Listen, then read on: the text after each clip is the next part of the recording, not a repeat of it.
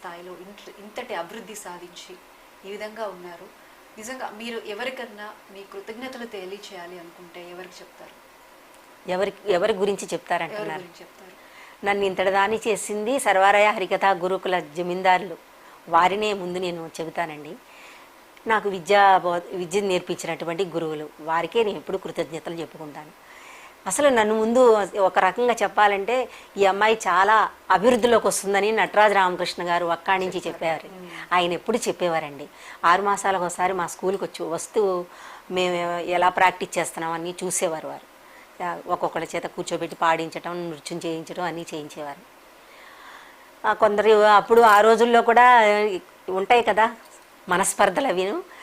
పరీక్షల్లో నాకు ఉత్తీర్ణత ఫస్ట్ ప్రైజ్ వచ్చిన వాళ్ళకి వారేదో రేడియో ఇస్తామని చెప్పేసి అని జమీందారు గారు అనేటప్పటికి అందరూ ముందుకు వస్తాం. అలా మేము ఎంతో ఉత్సాహంగా ముందుకు వచ్చేటప్పటికి అన్నిట్లోనూ ఇటు సంస్కృతంలో, తెలుగులో, హరికథ, ఇటు నృత్యం అన్నిటిలో కూడా నేనే ఫస్ట్ వచ్చానట. అందరూ విడివిడి గురువులు అందరూ వచ్చి మమ్మల్ని పరీక్ష చేశారన్నమాట. 5వ సంవత్సరంలో సర్టిఫికెట్తో పాటు రేడియో ఇస్తారన్నమాట. ఫస్ట్ క్లాస్లో పాస్ అయింది ఈ అమ్మాయిని. దాన్ని అక్కడ కొంచెం ఒక ఆయన కరస్పాండెంట్, మనం చెప్పకూడదు, అది నన్ను కొంచెం డిస్కరేజ్ చేసి అమ్మాయికి ఇవ్వడానికి వీలేదు ఫస్ట్ ప్రైజ్ అని చెప్పేసి అని ఆప్ చేసేసారు. ఆప్ చేసేటప్పటికి ఇంకా నటరాజ రామకృష్ణ గారు నేను 10 సంవత్సరాలు నేను అసలు మళ్ళీ మీ సంస్థలో అడుగు పెట్టనని చెప్పేసి అని ఆయన వెనక్కి వెళ్ళిపోయారు. అప్పటి నేను మళ్ళీ సంస్కృత హరికథలు చెప్పి నా గురించి నేను ఒక పెద్ద కళాకారిణి అయ్యానని ఆయన ఆనందించే వరకు కూడా మళ్ళీ తర్వాత కపిలేశ్వరపురం రాలేదమ్మా. ఆ తర్వాత వచ్చారు. అంతేగాని అంటే అంత పట్టుదల ఉండేది, అంత గొప్పవారు కాబట్టి ఆయన సంగీతం వీరు కళాకారుడిగా అసలు అంత మాట పట్టింపు అనమాట. ఆ తర్వాత సంస్కృత హరికథలు ఈ అమ్మాయికే నేర్పించాలని వారు చెప్పడంతో నేను నేర్చుకోగలిగాను. అదే అమ్మా, ఒక్కొక్కరుని అభివృద్ధిలోకి తీసుకురావడం కోసం భగవంతుడు పంపిస్తాడనుకుంటా, అంతే, మనదేం లేదండి. అమ్మా, అయితే ఈ తరం వారు ఇటువంటి రంగాల్లో రాణించడానికి మీ పూర్తి సహకారం అందించాలని, అలాగే మరెన్నో పురస్కారాలు మీరు అందుకోవాలని చెప్పి మనస్ఫూర్తిగా కోరుకుంటున్నామమ్మా. ధన్యవాదాలు. చాలా ధన్యవాదాలమ్మా. అందరికీ కృతజ్ఞతాభివందనం. నాకు ఈ పురస్కారాన్ని, పద్మశ్రీ పురస్కారాన్ని అందజేసినటువంటి భారత ప్రభుత్వానికి నా హృదయపూర్వక కృతజ్ఞతాంజలిని తెలుపుకుంటున్నాను. థ్యాంక్ యూ అమ్మా. మా 99 టీవీ ప్రేక్షకుల కోసం ఒక చిన్న కీర్తన హరికథ రూపంలో చెప్పండి. కుమార సంభవం హరికథలో చిన్న ఘట్టాన్ని, పార్వతి బాల్య దశను చెబుతున్నాను. దినే దినే సా పరివర్ధమానా లబ్ధోదయా సాంద్రమసీవలేఖ పుపోష లావణ్య మయాన్ విశేషాన్ జ్యోత్స్నాంతరాణి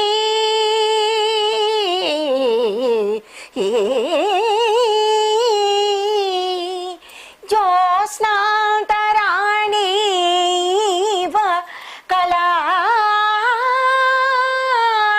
కళాంత రాణి జ్యోత్స్నాంత రాణీవ కళాంతరాణి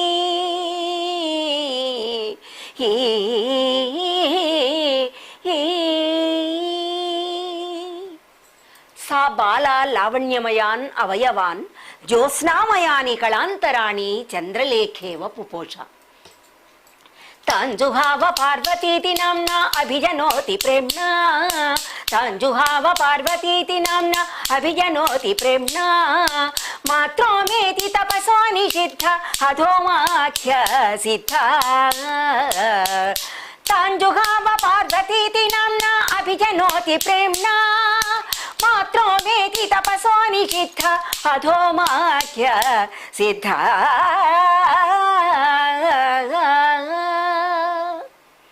బంధుజన ప్రియాం తాం బాలాం పిత్రాదిహి పూర్వబంధుజనాగతేన నామ్నా పార్వతీతి జుహావ అభిజన నామ ప్రవృత్యనంతరం సా పార్వతీ నామధేయం ఇతి జగామ. పార్వతీ బాల్యం ఇత్తమగమతు హిమగిరి తనయా రమతే సునయ్యా హిమగిరి తనయా రమతే సునయ్యా విమలే బాల్యే విశ్వామూల్యే స్వసఖీ మధ్యే పితృసాన్నిధ్యే స్వసఖీ మధ్యే పితృసాన్నిధ్యే హిమగిరి తనయా రమతే సునయా సా పార్వతీ వస్త్రదంతాదిభిః కృతానాం పుత్రికానాం సీతారామౌ లక్ష్మీనారాయణౌ ఇత్యాదినా కృత్వా ఇతి నామధేయం తత్వా ఇతి బాల్యం చకార. రుక్మిణీదేవి శ్రీకృష్ణ పరమాత్మకు తన గురువుగారైనటువంటి అగ్నిజ్యోతనుణ్ణి రాయబారిగా పంపుతుంది. శ్రీకృష్ణ పరమాత్మ వద్దకు చేరుకుని ఆ బ్రాహ్మణోత్తముడిచ్చినటువంటి లేఖను చదవడానికి ప్రారంభించాడు. అందులో రుక్మిణి కన్నీటి మాలలతో ఆమె దీనాతి దీనంగా ఇలా రాసింది.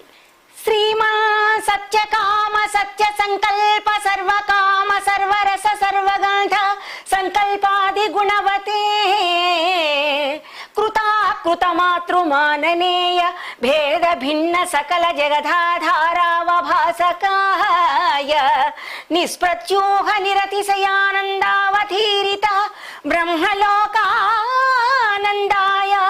విశ్వవైశ్వానరాది సకల నామరూప నిర్వాహకాయ సర్వశక్తి సమన్వితాయ సర్వాంతర్యామినే దుష్ట నిగ్రహ శిష్ట ప్రతిపాలకాయ శ్రీకృష్ణాయ శతకృత్వ సహస్రకృత్వశ్చ నమో నమః.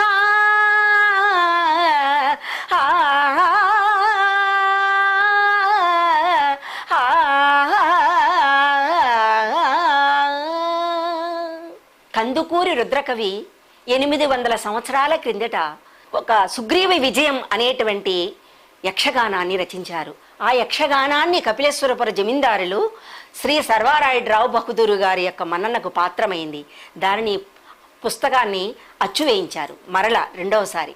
దానిని హరికథారూపంగా కొన్ని మార్పులతో, యక్షగానం అంటేనే ఒకరు బహుళంగా చేసేటువంటి బహుపాత్రలతో చేసేటువంటి యక్షగానం ఏకపాత్ర కేళిగా హరికథ. దానిని రాజశేఖరుని లక్ష్మీపతి గురువులు కొన్ని మార్పులతో హరికథారూపంగా మలిపించారు. అందులో ఒక చిన్న విషయాన్ని మీకు తెలియజేస్తున్నాను. దీనావస్థలో తన శక్తులన్నీ కూడా ఉడిగిపోయి అన్నగారికి, వాలి అయినటువంటి అన్నగారికి భయపడి ఆ సుగ్రీవుడు ఋష్యముఖాద్రిపైన కాలం వెలబుచ్చుచున్నాడు. శ్రీరాముని యొక్క రాకతో తన జీవితం ధన్యమైనదని, మరల తనకు రాజ్యం, తన భార్య అయినటువంటి రుమాకాంత లభిస్తారని ఎంతో ఆనందంతో పొంగిపోయి రామునకు సాష్టాంగ ప్రణతులు సమర్పించి తన దీనగాథను చెప్పుకోగానే శ్రీరామచంద్రుడు కూడా సుగ్రీవునకు తెలియచేశాడు. అంతటా నమ్ము సుగ్రీవ ఇంద్రనందను వధించి నిఖిల వానర రాజ్యంబో నీకు నిచ్చువాడా, మీలోన మీకును వైరమైన కారణం బేమియనా పల్కే కపివరుండు. నాకు మిత్రుడవైన నీకు అపకారం చేసినటువంటి వాలి నాకు మిత్రుడెలా కాగలడు? వాలిని వధించి వనచర రాజ్యానికి నిన్ను పట్టాభిషేకం చేస్తానని మాట ఇచ్చాడు శ్రీరామచంద్రుడు. తన గాథను, తాను ఏ విధంగా బాధలు అనుభవించాడో అసలు విషయాన్ని చెప్పమనగా అన్నీ విశదీకరించి చెప్పాడు. అంతటా శ్రీరామచంద్రుని ఒక్క విషయం అడిగాడు. మా అన్న వాలి చాలా బల పరాక్రమ సంపన్నుడు. 2 పర్వతాలను బంతుల వలె ఎగురవేయగలడు, సాల వృక్షాలను గడ్డి పెరకవలే పెరికివేయగలడు. ఎందుకు రావణాసుడంతటి మహావీరుని తన తోకతో చుట్టి 7 సముద్రాలలో ముంచి తన కుమారుని అంగదుని ఊయలకు ఆటబొమ్మగా బంధించాడు. అటువంటి వాలి పరాక్రమశాలి, అతనితో యుద్ధం చేయడం చాలా కష్టం స్వామి అని అనగానే, నీవు భయపడవలదు, నేను నీకు ఈ వనచర రాజ్యానికి పట్టాభిషిక్తుని చేస్తానని మాట ఇచ్చాడు. అంతటా శ్రీరామచంద్రుడు వనస్థలిలో ఒకవైపున వృక్షం మాటున ఉన్నాడు. ఈయన రణరంగంలో వాలితో యుద్ధం చేస్తున్నాడు. శక్తులన్నీ కూడా ఉడిగిపోయాయి. రక్తసిక్తమైపోయింది శరీరం అంతా కూడా. వాలి ధాటికి ఆగలేక రాముడు నా యొక్క మాటకు కట్టుబడి మాట ఇచ్చాడు కదా, ఆ వాలిని చంపుతానని. ఆయన ఏమైపోయాడని అలా దిక్కులు చూస్తున్నాడు. చెట్టు చాటున శ్రీరామచంద్రుడు నిలబడ్డాడు. వారి ఇరువురి రూపాలు ఒకేలాగా ఉన్నాయని మౌనం వహించాడు బాణం వేయకుండా. అంతటా తన శరీరమంతా రక్తసిక్తమైపోయింది. ఋషిముఖాద్రిపైకి వచ్చి చెట్టు నీడన కూర్చుని దీనాతి దీనంగా బాధపడుతూ ఇలా అంటున్నాడు శ్రీరామునితో. దిక్కు నీవనుచు నమ్మితేనయ్యా దీనదయాళో రామయ్యా, నికముగా వాలిగూల్చు నినుగాల్చు, నికముగా వాలిగూల్తు నినుగాతు, నేనని పలికితివి గదా దయామయ, దిక్కు నీవనుచు. ఓ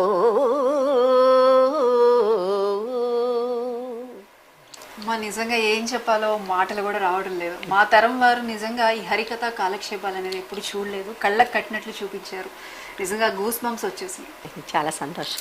నమస్కారం, ధన్యవాదాలండి. సార్, మీకు ఎలా అనిపిస్తుంది? ఒక తోటి కళాకారులు మీరు కూడా నిజంగా మేడంకి పద్మశ్రీ అవార్డు అందుకున్నారు. మీకు ఎలా అనిపిస్తుంది? చాలా సంతోషంగా ఉందమ్మా. ఎందుకంటే గత సంవత్సరం తాను సంగీత నాటక అకాడమీ అవార్డు అందుకున్నప్పుడు, అంటే నాకు సంగీత నాటక అకాడమీతో చాలా ఏళ్ళుగా, అంటే దాదాపు 19 నుంచి అనుబంధం ఉంది. వాళ్ళందరూ ఆఫీసర్స్ దగ్గర నుంచి అందరు కళాకారులు అందులో ఉండేవాళ్ళు. వాళ్ళందరూ అన్నారన్నమాట, ఒకే ఫీల్డ్లో ఉన్నటువంటి భార్యాభర్తలు, అంటే నృత్యంలో భార్యాభర్తలు కానీ, సంగీతంలో అన్నదమ్ములు కానీ, లేకుంటే సంగీతంలో మృదంగంలో అన్నదమ్ములు కానీ, ఇలాగా సంగీత నాటక అకాడమీ అవార్డు ఇప్పటి వరకు చాలామందికి అందజేసింది.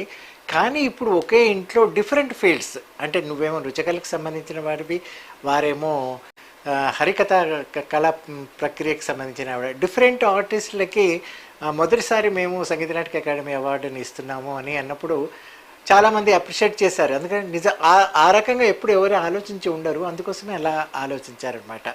ఇంకా పద్మశ్రీ అవార్డు రావడం అంటే ప్రతి కళాకారుడికి ఒక రకమైనటువంటి ప్రోత్సాహం ఉండాలి. పూర్వం అంటే ఏంటంటే రాజులు వాళ్ళని పోషించేవారు, వాళ్ళకి కావలసిన ఏర్పాట్లన్నీ ఆ రాజులు ఏర్పాటు చేసేవారు. ఆ తర్వాత జమీందారు సంస్థ వచ్చినప్పుడు జమీందారులందరూ కూడా అలాగే వారికి భూములు కానీ, లేకుంటే వారికి నిత్యావసరాలు కానీ, లేకుంటే వారికి కావాల్సిన ఏర్పాట్లన్నీ చేసి ఆయా కళలన్నింటినీ వాళ్ళు పోషించేవారు. వాడు సాహిత్యం అయితేనేమి, సంగీతం అయితేనేమి, నృత్యం అయితేనేమి, ఇవన్నీ కళని కూడా ఆ రాజులు పోషించేవారు.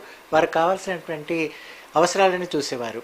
ఇప్పుడు అన్నీ పోయాయి. రాజుల వ్యవస్థ పోయింది, జమీందారు వ్యవస్థ పోయింది. ఇప్పుడు ప్రజాపాలన కాబట్టి, ప్రజాప్రభుత్వం వచ్చింది కాబట్టి, ఇప్పుడు ప్రజాప్రభుత్వంలో ఏంటంటే ప్రజలే కళాకారులను పోషించాలి లేదా ప్రభుత్వం పోషించాలి. ప్రజలు వాళ్ళకున్న శక్తుల ప్రకారంగా వాళ్ళు ఏదో పండుగలప్పుడు కానీ, లేకుంటే ఇతర ఉత్సవాల సందర్భంలో సంగీతం కానీ, నృత్యం కానీ, సాహిత్య సభలు కానీ ఏర్పాటు చేస్తారు. ఇప్పుడు ప్రభుత్వాలు వచ్చాయి కాబట్టి ప్రభుత్వం తరఫున కూడా కళాకారుల్ని ప్రోత్సహిస్తూ వాళ్ళకి ఒక అవార్డులు కానీ, ఒక యంగ్ డాన్సర్స్ ఉంటే వాళ్ళకి ఒక స్కాలర్షిప్ కానీ, లేకుంటే వృద్ధాప్య పింఛన్ కానీ, ఇలాంటివి ఇచ్చినప్పుడు, ఇలాంటివి దొరికినప్పుడే ఈ కళలు కానీ, కళాకారులు కానీ బ్రతికే అవకాశం ఉంటుంది.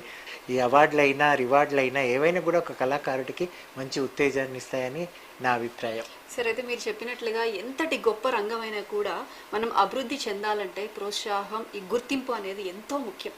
నిజంగా మేడంకి కష్టపడిన దానికి ఈరోజు తగిన ప్రతిఫలం వచ్చిందని మీరు అనుకుంటున్నారు? తప్పకుండా. ఎందుకంటే తను 14వ ఏట వెళ్ళి ఆ సంస్థలో దాదాపు 20 సంవత్సరాలు ఉండి అక్కడి నుంచి మళ్ళీ, అంటే ఆ సంస్థ వేరు, ఆ జమీందారు సంస్థ వేరు. తనకేంటంటే కష్టం అంటే ఏంటో తెలియకుండా తన ప్రదర్శనలకు వెళ్ళడం, ప్రదర్శన చేయడం, రావడం, ఒక రాణివాసంలో యువరాణులకు ఉన్నటువంటి అట్మాస్ఫియర్లో తను పెరిగి కేవలం మళ్ళా తన వివాహానంతరం ఒక సెకండ్ స్టేజ్ అన్నమాట, సెకండ్ ఇన్నింగ్స్ లాగా వచ్చి, అంటే ఇంకా ఇల్లు, మళ్ళీ సంసారం చూసుకోవడము, బాధ్యతలు, అంటే ఇంటి బాధ్యతలు, తర్వాత తన కళా ప్రక్రియ, ఇవి రెండిట్లలో తను అడ్జస్ట్ అవ్వడానికి కొంత టైం పట్టింది. తర్వాత ఇంకా తనకంటే అలాంటి సిచ్యువేషన్స్ వస్తాయని ముందే కొంత మెంటల్గా ప్రిపేర్ అయ్యి ఉంది కాబట్టి తను మేనేజ్ చేసుకోగలిగింది. తన కష్టానికి ఈరోజు అంటే ఒకే సంవత్సరం లోపల 2 అవార్డులు తీసుకోవడం నిజంగా బహుశా నేను అనుకుంటాను ఆమెకు దక్కిన మొదటి అవకాశం అని అనుకుంటున్నాను. Right sir, thank you.